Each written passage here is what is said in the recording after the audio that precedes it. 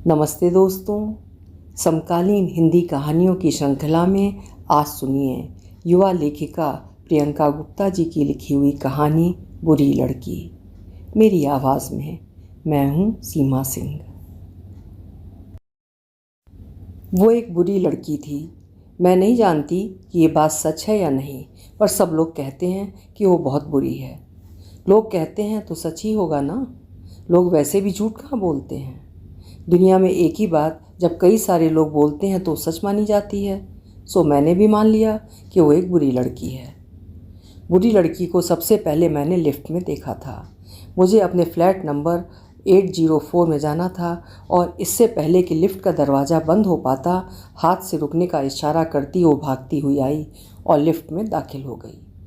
Chewing gum चुभलाती उस लड़की ने बटन पर हाथ मारने से पहले मुझसे बाहों की हल्की जुम्बिश से मेरी मंजिल पूछ ली, 8वीं, और फिर बेफिक्री से मेरे साइड की दीवार पर टेक लगाकर खड़ी हो गई। कान में लगे ईयरफोन पर शायद वो कोई गाना सुन रही थी। उसकी लगातार आगे पीछे हिलती थिरकती गर्दन से मुझे तो ऐसा ही लगा। मैंने पहली बार उसे इतने करीब से देखा था। उन चंद लम्हों में ही मैंने उसे ऊपर से नीचे तक गौर से देखा। कमर से थोड़ा ऊपर तक लहरिया बाल, जाने प्राकृतिक लहरिया थे या किसी पार्लर की देन। गले में फंकी सी माला और कानों में भी उसी से मेल खाते रंग के कुछ फंकी से ही ईयर रिंग्स। हाथों में रंग बिरंगे मोटे मोटे मस्त कड़े।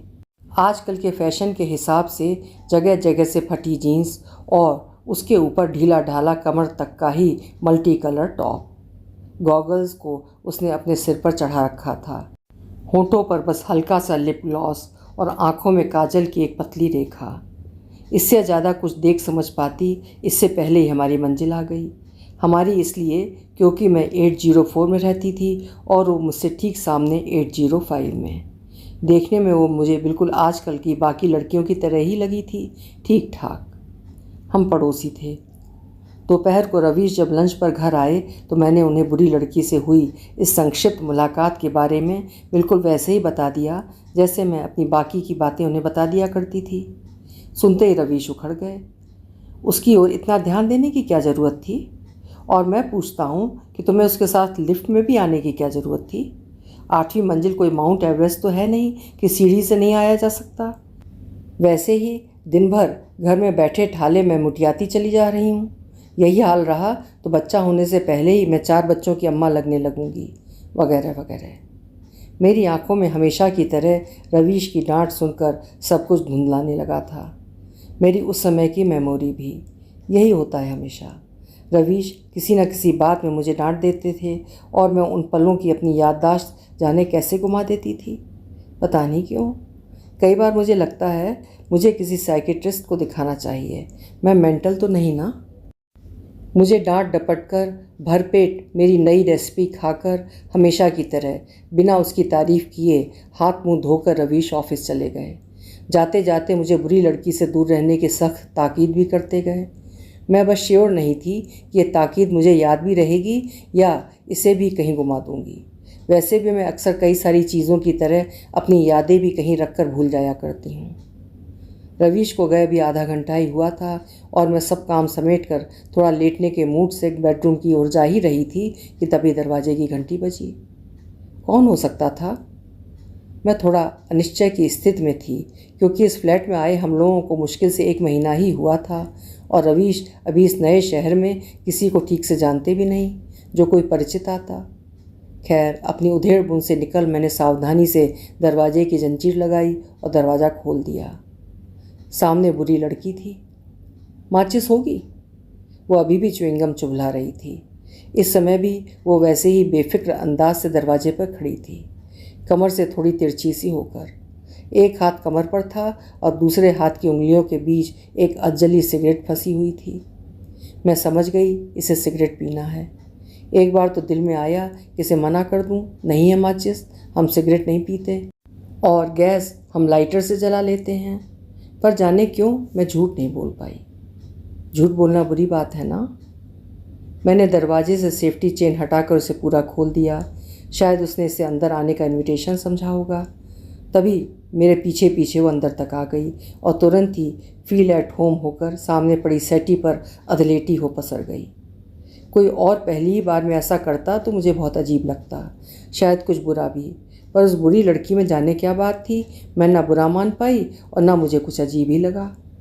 मैंने चुपचाप अंदर किचन से लाकर माचिस उसके हाथ में पकड़ा दी। इफ़ यू डोंट माइंड मे आई, उसने मुझे सिगरेट दिखाते हुए पूछा, तो मैं भी उसके सामने कुर्सी खींचकर बैठ गई। It's okay, I don't mind, go ahead. ये सब बोलते हुए जाने क्यों मैं अचकचा गई।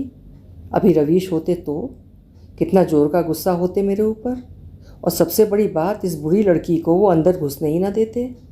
यूँ मेहमान की तरह बैठाने की बात तो बहुत दूर की थी, पर मेहमान तो भगवान सरीखा होता है, यही तो सिखाया गया है हमें। तुम लोग न्यूली वेड हो क्या? सिगरेट के धुएं का एक छल्ला बनाते हुए उसने सवाल का एक घेरा मेरी ओर भी फेंक दिया। ना, अगले महीने 1 साल हो जाएगा।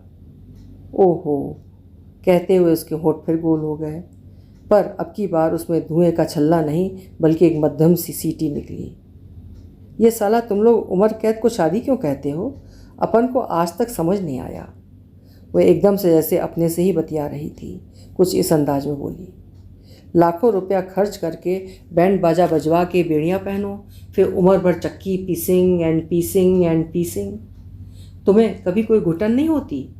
अपन को तो कभी इस गोरख धंधे में फंसना ही नहीं। धुएं के छल्ले उड़ाकर उसने ऐसे आंख मूंद ली जैसे मेरे जवाब देने न देने से उसे कोई फ़र्क न पड़ने वाला हो, या जैसे उसने जवाब की आशा से सवाल पूछा ही ना हो। वो इस समय जैसे किसी असीम आनंद में थी। थोड़ी देर बाद पूरी सिगरेट ख़त्म कर उसका टोंटा फेंकने के लिए उसकी निगाहें कमरे में एस्ट्रे ढूंढने लगीं। एस्ट्रे तो था नहीं, सो एक शीशे की प्याली उसे देकर मुझे जाने क्यों लगा मैं भी थोड़ा सा धुआं धुआं होकर राख सी हो गई हूँ। मैं खुद को किस एस्ट्रे में रखती? कुछ पल कमरे में किसी घुटन की तरह सन्नाटा पसरा रहा, मानो हवा भी सांस लेने से घबरा रही हो। फिर वो बुरी लड़की किसी नदी की मानिंद बह निकली। 5 साल पहले यानी 20 साल की उम्र में उसने घर छोड़ दिया था, अगर उसे घर कहा जा सकता तो। 6 भाई बहनों में वो चौथे नंबर की थी। लोग वैसे तो घर छोड़कर बम्बई भागते हैं। ऊप्स, बम्बई नहीं मुंबई। पर वो तो मुंबई से भागी थी अपने सो कॉल्ड बॉयफ्रेंड के साथ। लड़की ने खुद बताया, उसका घर पूरा अजायब घर था, पैसे की कोई कमी नहीं, कमी थी तो सिर्फ इमोशंस की। ये घर की 6 पैदावार भी बिना किसी इमोशंस के हुई, और फिर उसके बाद उनके खाद पानी की चिंता न बाप को थी न माँ को। दिन के 24 घंटों में अगर भूले भटके घर के इकलौते मियाँ बीबी एक साथ घर पर मौजूद होते तो पड़ोसियों को किसी और मनोरंजन की ज़रूरत ही नहीं होती थी। उन्हीं दोनों को देखकर लड़की ने फैसला लिया था, मर भले जाऊं, शादी नहीं करनी। हाँ, कुछ एंटरटेनिंग करने का दिल किया तो किसी बॉयफ्रेंड को पालना नॉट ए बैड आइडिया। तो घर छोड़कर भागने के लिए उसने भी एक बॉयफ्रेंड पाल ही लिया। वो अपने बॉयफ्रेंड को पहचानने में धोखा खा गई थी, और वो इस बुरी लड़की को पूरा जान नहीं पाया। वो इसको भगा तो लाया था, पर इसके साथ आए पैसों के साथ साथ वो इसको भी हथिया लेना चाहता था। जानती हो, उसने अब की बार बिना मुझसे पूछे दूसरी सिगरेट सुलगा ली थी। वो कमीना मेरे को अकेला समझ के मेरे साथ ज़बरदस्ती करने की कोशिश किया, पर मैं भी उसको ऐसी जगह मारी ना, तबीयत से मारी उसको, ज़िंदगी भर याद रखेगा बास्टर्ड। धुएं के एक के बाद एक छल्ले बनाते हुए पहले उसने अंग्रेजी में, फिर ठेठ देसी अंदाज में अपने उस बॉयफ्रेंड को ढेर सारी गालियां दे डाली।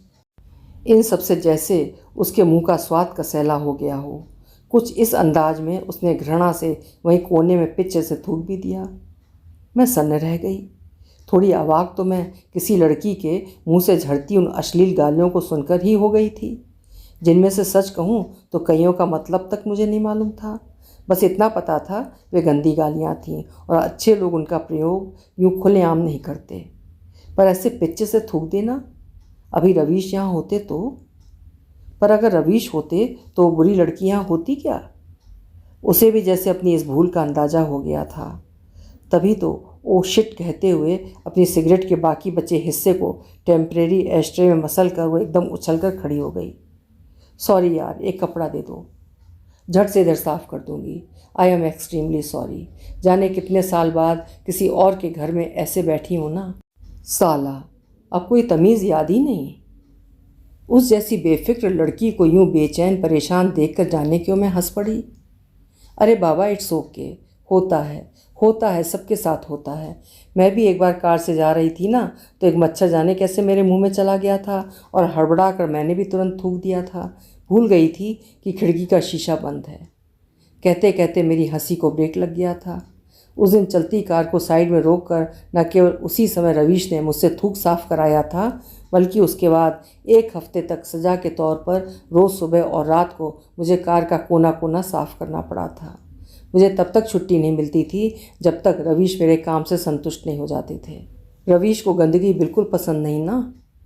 बुरी लड़की को जाने कैसे मेरी आंखों का धुंधलापन नज़र आ गया। उसने बिना कुछ कहे आगे बढ़कर मुझे अपनी बाहों में ले लिया। महीनों का जमा सैलाब रोकते रोकते भी बह निकला था। मैं भी नदी बन गई थी। जाने इस बाढ़ में घर डूबते हैं या नहीं। बुरी लड़की से मेरी वो दूसरी और आखिरी मुलाकात थी। 2 दिन बाद ही मैं भैया की सगाई के लिए मायके गई और 1 हफ्ते बाद जब वापस लौटी तो पता चला बिल्डिंग के सेक्रेटरी को सरेआम बुरी तरह पीटने और अभद्र भाषा प्रयोग करने के इल्ज़ाम में उसे पुलिस पकड़ के ले गई। उसका गिना चुना सामान भी निकाल कर फेंक दिया गया था, जिसे लॉकअप से छूटने के बाद वो आकर ले गई। अब वो कहाँ थी किसी को नहीं पता। मैं पूछती भी तो किससे। जाने क्यों मुझे अकेलापन लगने लगा था। 1 और महीना ऐसे ही निकल गया। रोज़ सूरज उगता था, रोज़ चांद अपने नए आकार में फ्लैट की खिड़की से झांकता था और रोज़ मैं किसी न किसी बात पर रवीश से डांट सुनती थी। बाकी यादें तो अब भी इधर उधर बिखरी रहती थीं, पर बुरी लड़की की याद को मैंने करीने से सबसे छुपा कर किसी सुरक्षित कोने में रखा हुआ था, जहाँ से जब भी मौका मिलता मैं उसे निकाल लेती। मुझे अपने माथे पर उसके होठों का स्पर्श क्यों महसूस होता था। वो शाम भी तो बस ऐसी ही बाकी शामों की तरह लग रही थी। जब रवीश घर पर आए वो कुछ बदले बदले से लगे, आंखें कुछ चढ़ी सी, लाल लाल और चाल में हल्की लड़खड़ाहट। किचन से उन्हें ऐसे आया देखकर मैं जल्दी से गैस बंद करके उनकी ओर लपकी थी। शायद तबीयत कुछ ख़राब है, पर मुंह से आते भभके ने मेरे कदम वहीं रोक दिए थे। अक्सर सिर्फ 1-2 पैक पीकर कंट्रोल में रहने वाले रवीश शायद आज कुछ ज़्यादा ही पी आए थे। मुझे ऐसा ही लगा, पर मैं चुप रही। आज वैसे ही लंच पसंद ना आने के कारण वो भरी थाली छोड़कर चले गए थे। मैं अभी कोई बात करके उनका मूड नहीं बिगाड़ना चाहती थी। वैसे भी नशे में कंट्रोल से बाहर रवीश को छेड़ना किसी बर्रे के छत्ते में हाथ डालने जैसा होता। बर्रे का डंक अंदर ही रह जाता है ना। खाना परोसते समय मुझे याद आया टेबल पर खीर रखना तो मैं भूल ही गई। उसे फ्रिज से लाने मुड़ी ही थी कि रवीश ने कसकर मेरा हाथ पकड़ लिया। मेरी कलाई चिलक उठी। पैसा आया? कलाई वैसे ही मरोड़ते रवीश ने अपनी अधमिची आंखें मेरी धुंधला रही आंखों में डाल दी। अगले हफ्ते भैया की शादी में हम दोनों के जाने के लिए रवीश ने माँ पापा से 2 लाख देने की शर्त रखी थी। ना देने की स्थिति में भैया को अपनी इकलौती बहन के बगैर ही घोड़ी चढ़नी होगी। आखिर उनको मिल रहे दहेज का बहुत कम प्रतिशत ही तो थे ये रुपए। मेरे नाम में सिर हिलाते रवीश का पारा चढ़ गया। साले माँ कमीने, इकलौती लड़की जमाई को पैसे देने में मर रहे हैं। गंदी गंदी गालियों की बौछार करने लगे। रवीश के मुंह से मेरे माता पिता के लिए झड़ रही गंदी गंदी गालियाँ किसी लावे की तरह मेरे कानों में उतर रही थीं। मैंने तब भी अपने को भरसक संयत रखने की कोशिश की। देखिए, आप ऐसी गालियाँ मेरे मम्मी पापा को नहीं दे सकते। जब मैं आपके माँ बाप का सम्मान करती हूँ तो आपको भी मेरे माता पिता को वैसा ही सम्मान देना होगा। रवीश ने टेबल पर रखे खाने को हाथ मारकर नीचे फेंक दिया। जलन और नफरत से उनका मुंह लाल होने के साथ साथ अजीब तरह से विकृत लग रहा था। मेरी कलाई और ज़ोर से मरोड़ते हुए उन्होंने मुझे वहीं सेटी पर पटक दिया। मुझसे जबान लड़ाएगी तू? तेरी इतनी हिम्मत? देखेगी मुझसे जबान दराजी करने का नतीजा। मेरे पैरों को अपने घुटनों के बीच दबाए हुए रवीश ने मेरे बालों को अपनी मुट्ठी में जकड़ लिया था। उनका दूसरा हाथ मेरे गिरेबां की ओर बढ़ ही रहा था कि न जाने कहाँ से सारी ताकत जुटाकर मैंने उनके हाथ पर भरपूर शक्ति से अपने दांत कड़ा दिए। बिलबिला कर उन्होंने अपना हाथ हटाया ही था कि मैंने मौके का फ़ायदा उठाकर उन्हें परे धकेल दिया। और इससे पहले कि इस अप्रत्याशित घटनाक्रम से मोर्चा लेने के लिए वो तैयार हो पाते, मैं बिना सोचे समझे उनके सीने पर सवार होकर उन्हें 2-3 हाथ जमा दिए। मैं लगातार चीखे जा रही थी, आइंदा मेरे साथ ऐसी ज़बरदस्ती की कोशिश की तो अंजाम बहुत बुरा होगा। मैंने तो बुरी लड़की की याद बड़े जतन से सबसे छुपा कर रखी थी, तो फिर ये अचानक आज सदमे से फटी आंखें लिए जमीन पर पड़े रवीश को कैसे दिख गई। अभी आप सुन रहे थे प्रियंका गुप्ता जी की लिखी हुई कहानी बुरी लड़की। यदि आप प्रियंका गुप्ता जी की कहानियाँ पढ़ना भी चाहते हैं तो उनका ये कहानी संग्रह बुरी लड़की अमेज़ॉन पर उपलब्ध है। कहानी अगर अच्छी लगी हो तो कहानी को लाइक और शेयर ज़रूर करिएगा। साथ ही चैनल सब्सक्राइब करना ना भूलिएगा। कल फिर मिलते हैं। नमस्कार।